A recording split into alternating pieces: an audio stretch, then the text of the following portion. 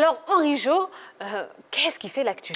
Eh oui, l'actu s'intéresse au classement FIFA du mois d'avril 2020 qui a été publié. Et tout comme le dernier classement de l'année 2019, le rang des éléphants n'a pas du tout évolué. La FIFA a communiqué son classement mensuel des nations de football. En raison de la crise de coronavirus qui a entraîné le report de nombreux matchs, il y a peu de changements notables pour le bilan du mois d'avril. La Côte d'Ivoire, pourtant 10e africain en octobre 2019, incarne cette constance. 61e mondial et 12e africain depuis novembre 2019, les éléphants maintiennent ce rang, loin de faire la fierté des Ivoiriens. Surtout quand, dans le top 20 continental, Serge Aurier et ses coéquipiers sont devancés par le Ghana, le Mali et le Burkina Faso, ses voisins. Vainqueur de la CAN 2019, l'Algérie 35e mondiale n'est que 4e au classement CAF.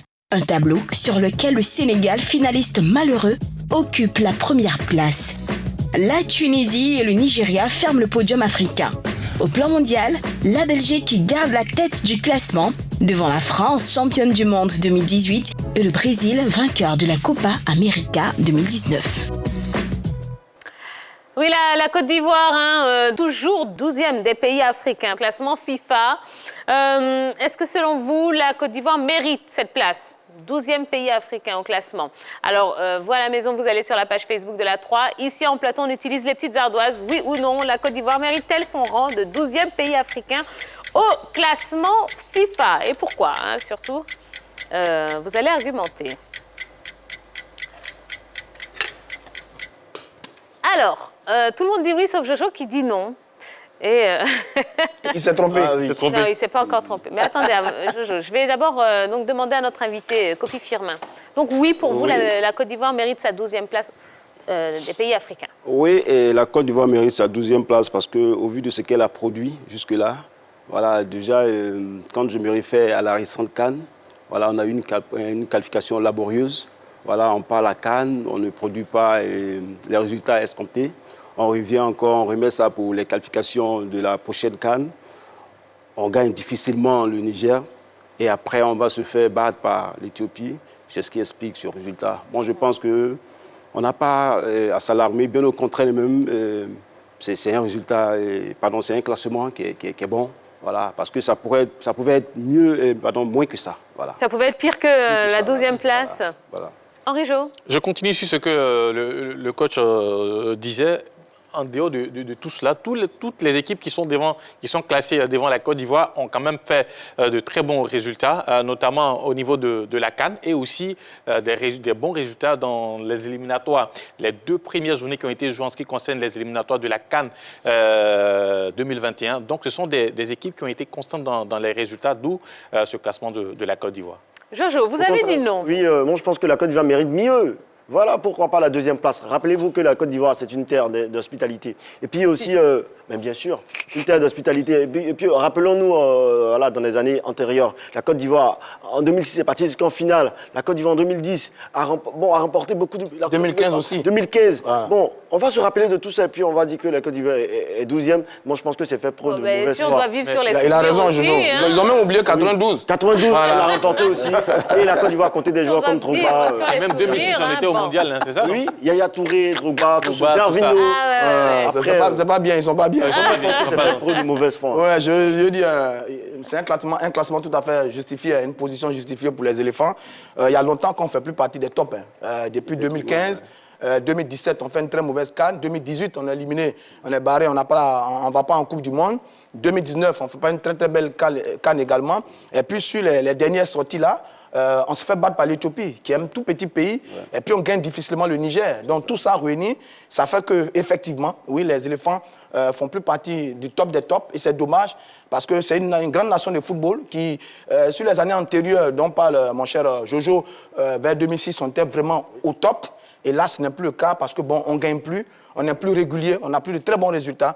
Et donc, c'est tout à fait justifié qu'aujourd'hui, on se retrouve à cette fameuse 12e place qui nous suit depuis le mois de novembre, je crois. Novembre 2019. Voilà, donc c'est tout à fait logique. C'est une suite logique. Hein. C'est une suite logique. Comment ? C'est une suite logique. Ouais. Voilà. C'est une psychologie. C'est une suite logique. D'accord. Alors, on a le tableau du top 10 africain du classement FIFA. Qu'est-ce qu'on peut faire ? Ah, ben voilà. Et c'est Dorgelès qui va nous le proposer. Bonsoir tout le monde. Vous allez bien? Très bien. Que vous êtes élégant, toujours avec votre col roulé. Merci. Alors justement, donc parlons de ce tableau, hein, ce top 10.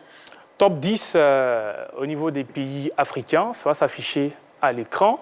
On va décrypter ensemble. Premier africain, le Sénégal, 20e mondial. Deuxième, la Tunisie, 27e mondial.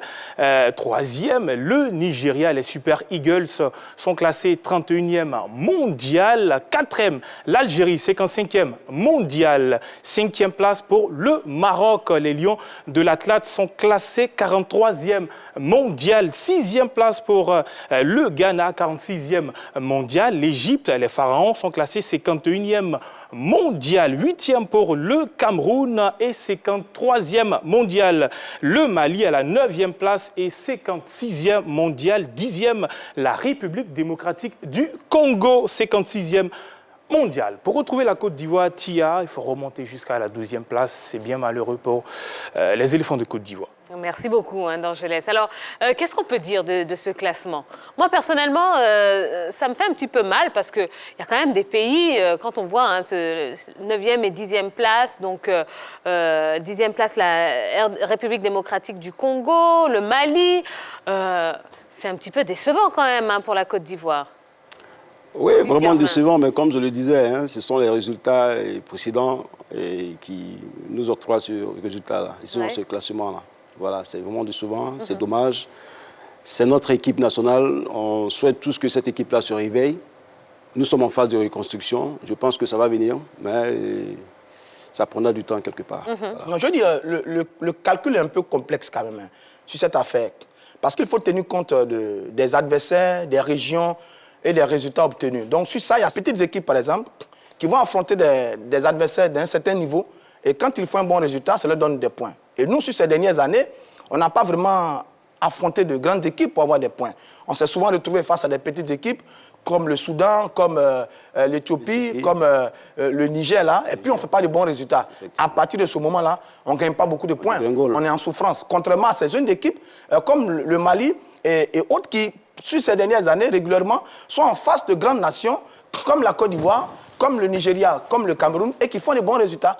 À partir de ce moment-là, vous gagnez des points et ça vous permet, ça vous propulse un peu dans le haut du tableau. C'est un peu ça que nous vivons, parce que pour bien comprendre, il faut bien connaître aussi le principe de la notation pour bien percevoir comment et pourquoi on peut se retrouver, on peut avoir de telles positions. Donc, ce qu'on doit comprendre, c'est qu'on est quand même désavantagé alors. Oui, par moment, parce que sur ça, pour bien comprendre par exemple, sur le pointage, le comptage des... Le processus. Vous avez les résultats, la victoire, le match nul et la défaite. Ensuite, vous avez les compétitions. La Coupe du Monde, les coupes continentales, les éliminatoires et les matchs amicaux. Ensuite, vous avez les adversaires. Les adversaires d'un haut niveau et les petits adversaires. Et puis en plus, vous avez les régions, c'est-à-dire l'Afrique et tout le reste. Donc, en fonction de ces différents éléments, on a un pointage. Donc, c'est un peu compliqué. Donc, ça veut dire, par exemple, que quand une équipe comme le Rwanda fait un excellent match face au Nigeria ou à l'Égypte, le Rwanda gagne beaucoup de points. Or, quand la Côte d'Ivoire se fait battre, par exemple, par le Niger ou bien l'Éthiopie, et effectivement, vous perdez beaucoup de points. Donc, c'est un peu cette gymnastique-là qui fait souvent dire aux gens qu'on ne comprend pas bien, mais c'est tout à fait logique dans l'esprit de la FIFA. Alors, Kofi Firmin, de façon générale, qu'est-ce que vous pensez de ce classement FIFA qui, on tient à préciser, ne fait pas l'unanimité hein, auprès de tous les observateurs du football? Bien, c'est un classement qui a été fait, comme on le disait tantôt, par les performances des uns et des autres. Et ce classement est pour moi mérité. Vous voyez déjà le Sénégal qui occupe la première place, le Sénégal qui était même l'espoir de l'Afrique au dernier mondial, le Sénégal qui fut finaliste malheureux de la dernière CAN. Donc pour moi, ce classement-là est normal, il n'y a rien à dire là-dessus. Oui, c'est un classement logique, à mon sens, pour revenir sur cette équipe du Sénégal qui est très constante hein, depuis 2017. C'est vrai, en 2017, lors de la CAN, le Sénégal a été battu par le Cameroun, un futur vainqueur de la compétition. Mais depuis, le Sénégal a eu des résultats constants, notamment avec cette participation au niveau de la Coupe du Monde. Le retour en Coupe d'Afrique, le Sénégal va jusqu'en finale, finale qu'il perd face à l'Algérie. Mais c'est une équipe qui a été très constante dans les résultats. Et moi, moment, je pense que ce classement, déjà, c'est bien, ça permet aux différentes nations d'être situées par rapport aux autres. Et puis, l'autre aspect de ces classements-là, c'est que c'est avantageux pour les équipes qui sont très bien classées, surtout au niveau des tirages au sort des différentes compétitions. Absolument. Bien évidemment. Et pour bien savoir, pour bien comprendre ça, souvenez-vous, dans la période 2006, quand on était bien classé, on disputait des matchs amicaux face à des grandes nations. Oui. L'Italie, la Hollande, ça donne des points. Ce qui n'est plus le cas pour les éléphants aujourd'hui. Par contre, le Sénégal, il n'y a pas longtemps, est allé jouer face au Brésil. Même le Nigeria a fait également un match amical face au Brésil. Ouais. Ça donne des points. Et c'est pour ça que ces équipes-là sont bien placées, sans oublier qu'elles ont fait une très bonne CAN. Finaliste pour l'équipe du Sénégal, demi-finaliste pour l'équipe du Nigeria, sans compter l'Algérie. Donc c'est tout à fait logique que ces équipes-là soient bien classées. Les éléphants doivent se remettre au travail, recommencer à gagner, à être performants. À partir de ce moment-là, on pourra retrouver le top niveau. Une réaction sur la page Facebook. Il y a Pierre Siloué qui nous dit « La Côte d'Ivoire mérite cette place car, ne l'oublions pas, les résultats des dernières sorties des éléphants sont quand même bons, même si le jeu que nous voulons n'est pas au rendez-vous. Bah oui, c'est ce qu'on disait tout à l'heure. Sur les résultats, le jeu ne compte pas trop dans ce classement. C'est les résultats qui comptent dans ce classement. Mais... Même si vous ne jouez pas bien qu'au finish, c'est vous qui remportez la victoire, c'est à vous qu'on attribue les bons points au niveau du classement. Alors, quelles sont les conséquences pour la Côte d'Ivoire avec un tel classement, Monsieur Kofi? Oui, comme on le dit, les conséquences sont que dans les tirages, la Côte d'Ivoire ne peut pas être dans le premier chapeau. Voilà, ça sont des conséquences directes. Donc, c'est regrettable, comme on le dit, voilà, de ne pas gagner des matchs. Oui, c'est exactement ça. C'est-à-dire que quand il va y avoir des tirages au sort, on va se retrouver dans un chapeau qui nous oblige à affronter des grandes nations. On aurait pu les éviter si on était dans le premier chapeau. Deuxièmement, c'est que vous n'êtes plus dans le viseur des grandes nations de football. Vous n'intéressez plus parce que vous n'êtes plus séduisant. Donc, vous ne pouvez plus avoir des matchs amicaux contre l'Allemagne, contre le Brésil, etc., etc. Parce que ces équipes-là, quand elles préparent de grandes compétitions, dans l'optique de mettre en place des tactiques de jeu par rapport aux éventuels adversaires, quand elles sollicitent des équipes africaines, vous n'êtes pas concernés. Elles vont chercher l'Algérie, le Nigeria ou le Sénégal, qui sont de bons adversaires, dans l'optique de préparer la Coupe du monde de football, ce qui n'est plus le cas pour les éléphants de Côte d'Ivoire. Et puis en même temps, sur le plan médiatique, diplomatique, tout ce que vous pouvez vous imaginer, vous ne faites plus rêver. Donc, il y a quelques conséquences et nous les subissons seulement parce que malheureusement, les éléphants ne sont plus performants comme par le passé. Alors, on s'est intéressé au top 10 donc des pays africains. Maintenant, au niveau mondial, qu'est-ce que ça donne, Rijo ? Au niveau mondial, c'est dominé par l'équipe de la Belgique, les Diables Rouges, qui sont en tête de ce classement. Ils sont suivis de la France et le Brésil complète le podium. Au pied du podium se trouve l'Angleterre, 5e l'Uruguay. La Croatie arrive en 6e position, le Portugal est 7e, l'Espagne est 8e. L'Argentine est 9e et puis le top 10 est bouclé par la Colombie. Wow. Commentaire ? Oui, je dis, les trois premiers là m'ont l'air logique avec une belle équipe de Belgique qui fait preuve de beaucoup de régularité depuis, ça fait un moment quelques années quand même. Oui, la Belgique, depuis Villemot, là, l'équipe est vraiment en pleine forme, elle est toujours là. Et puis la France, champion du monde en 2018, qui mérite sa deuxième place. Et puis le Brésil aussi, qui depuis toujours fait partie des grands et qui est toujours là. Là, je suis un peu surpris de la sortie de l'Allemagne, mais ça montre que les Allemands sont un peu en difficulté parce que depuis 2014, le sacre mondial et 2016, ils ont un peu disparu.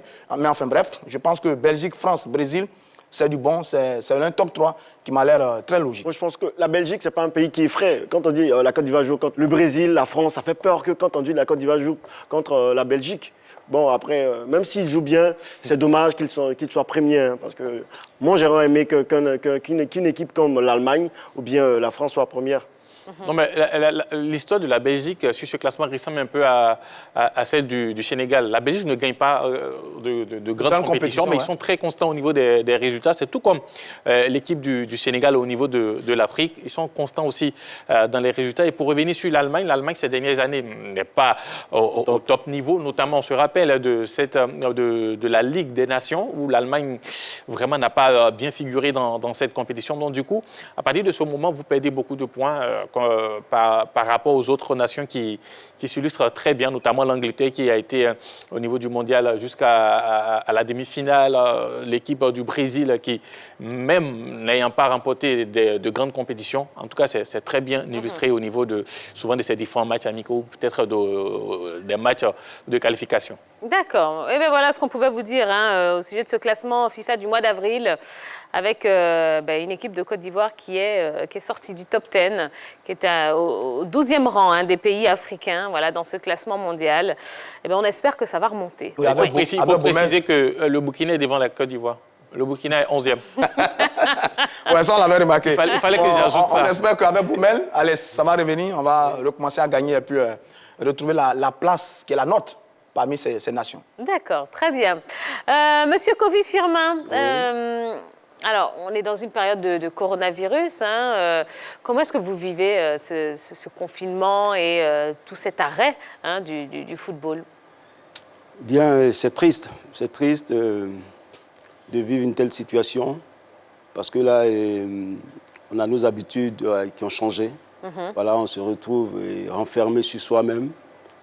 C'est dommage, c'est regrettable, mais en même temps, c'est la situation qui nous demande effectivement, pour se sauver de cette situation-là, de rester confiné chez soi. Donc, à nos joueurs également, on a pris des dispositions les concernant, leur demandant de rester chez eux à la maison. Et effectivement aussi, on a établi des programmes d'entraînement sur lesquels ils doivent s'appuyer pour pouvoir maintenir la forme. Voilà. Oui. Oui, justement, nous, on est tous un peu inquiets, parce que les clubs européens communiquent énormément sur la situation en ce moment. Négociations avec les joueurs, réduction des salaires, etc., etc. On n'entend absolument rien des différents clubs ivoiriens. On se demande, mais qu'est-ce qui se passe? Comment les clubs vivent, comment ils fonctionnent? Quelle est la relation, la situation actuelle de nos joueurs? C'est la question que tout le monde se pose en ce moment. Et on a un peu peur, là. Effectivement, ça fait peur, mais il faut vous dire que nous, déjà, on a commencé à penser au plan B. Au plan B, c'est la situation que nous vivons en ce moment. C'est-à-dire qu'on n'avait pas prévu ça auparavant. Donc, les dirigeants et moi, nous sommes rencontrés récemment. Ils ont été réglo sur ce plan-là, au niveau du salaire du mois de mars. Voilà, ça a été réglé. Maintenant, par rapport aux discussions que nous aurons avec les joueurs, par rapport aux salaires qui doivent être peut-être revus à la baisse, ainsi de suite, nous n'en sommes pas là pour le moment. Parce que c'est un peu trop tôt de prendre certaines décisions maintenant, mais on en a parlé en aparté avec les dirigeants. Donc à ce niveau-là, moi je pense que les bonnes décisions seront prises au moment opportun. D'accord, voilà. Très bien. Allez, continuez à aller sur notre page Facebook, la page Facebook de la 3, pour poser plein de questions à notre invité de ce soir, Monsieur Kofi Firmin, qui n'est autre que l'entraîneur de l'Asie d'Abengourou. On va remercier Henri Jo, qui va céder sa place à Yellow. Yellow qui arrive juste après la pub, parce qu'on a encore plein de choses à vivre. Il y aura le débat, il y aura le plus calé, et puis ce qui fait le buzz. Ça arrive juste après ceci.